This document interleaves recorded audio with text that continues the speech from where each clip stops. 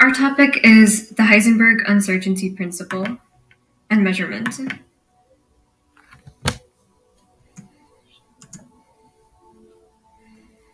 I'm Anika. The Heisenberg uncertainty principle states that the position and momentum cannot be measured simultaneously to infinite precision. The more precisely we measure the precision of the momentum decreases, and vice versa.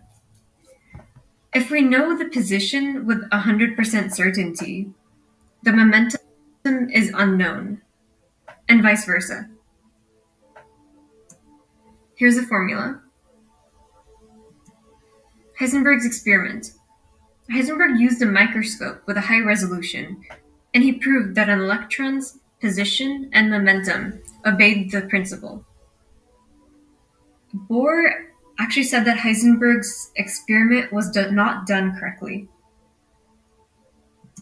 The correct way of running the experiment is this. A free electron sits under a microscope's objective lens. The lens forms a cone with an angle of 2 theta from the electron.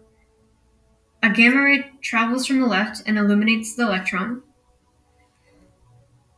The light is diffracted into the microscope objective, and the electron recoils to the right. After the gamma ray makes contact with the lens, the gamma ray can scatter anywhere within the 2 theta cone. And here's the equation. Here's the experiment that was described on the previous slide. There are different outcomes to this. The first is scattering to the forward right edge of the lens. The momentum in the x direction is given by this top equation, and the variables are all defined here. Second is the gamma ray scatters backward and hits the left edge of the lens. In this case, the momentum is given here in this bottom equation. Deriving a formula from all this. After all this work, we get this final equation. And this closely resembles Heisenberg's principle. How does this relate to our course? When we covered commutators, we actually commuted the position and the momentum.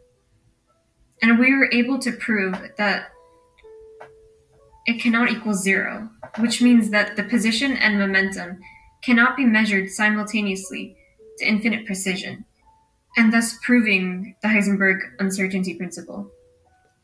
Thank you.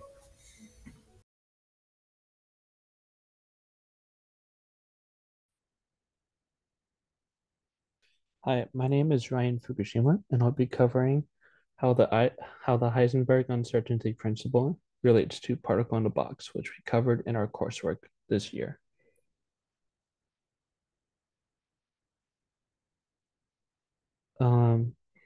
The particle in a box describes the motion of a particle inside an infinitely deep well. While potential energy is 0 inside the box, it becomes infinite outside its walls. The assumption that outside the bounds has infinite potential energy while having 0 inside the box serves as boundary conditions to solve the Schrödinger equation. In this image, you can see that h bar is the reduced Planck constant, m is the mass of the particle, v is the potential energy, and E is the energy.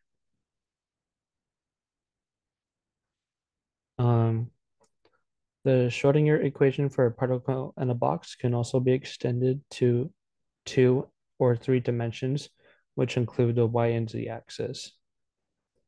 The Heisenberg uncertainty principle states that a particle's position and momentum can't be measured exactly, with the product of the 2 uncertainties being greater than or equal to h bar over 2, as you can see in this image below. One example for Heisenberg uncertainty principle and particle in a box is that it can be used to find the average value of a particle's momentum inside the box. As you can see in this image, the average value for the momentum of a particle inside a box is 0, given the uncertainty for position being infinite.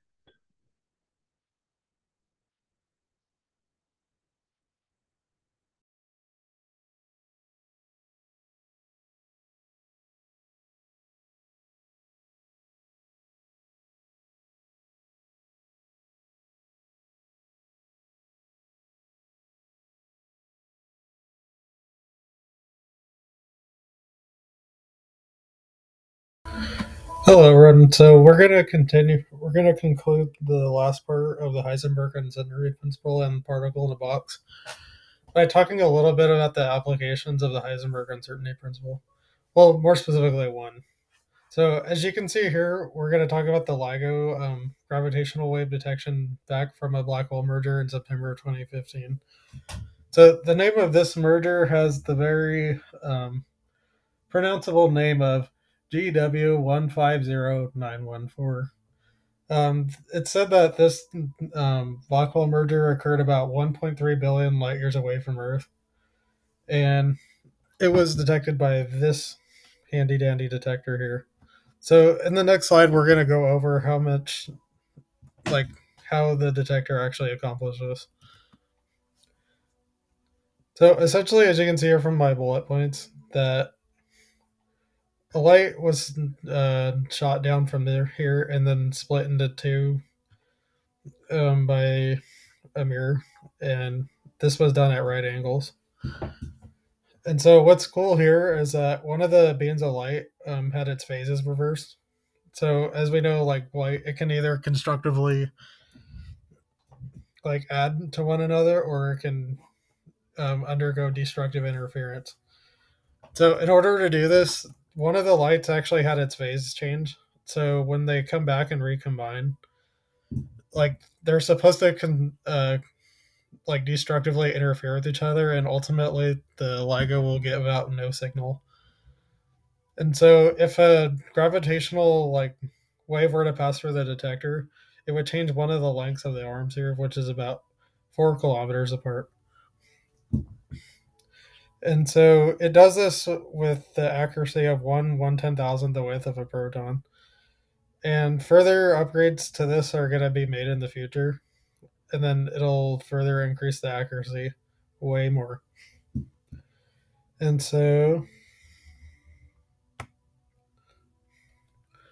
the way this relates to Heisenberg uncertainty principle is that we have the displacement in position, and the displacement in momentum is greater than or equal to a Planck's constant over 4 pi. So for light, we're going to change these terms out with phi, and then this becomes the phase of the light instead of position. And then the delta p here becomes Greek letter nu, which represents the amplitude instead of momentum. And then a thing to note is that the first term is way more important than the second term, since we only really care about the phases of light, and that's what's being measured. So the imprecision that comes in the amplitude is really irrelevant when we're actually measuring the phase of the light. And so this is kind of accomplished by using something called squeeze light, which entangles them. And it drastically reduces the noise in measurements and then allows for real-time measurements in the changing of the light phases. So as I just said, that this when in the Heisenberg uncertainty principle, when we increase the precision of one measurement, we decrease the we increase the uncertainty of the measurement of the other thing we're measuring. So here we're only going to care about the phase of light. So as you can, as I just mentioned, and so pretty much that's it. Be sure to subscribe to this channel for more quantum chemistry content. Thank you all.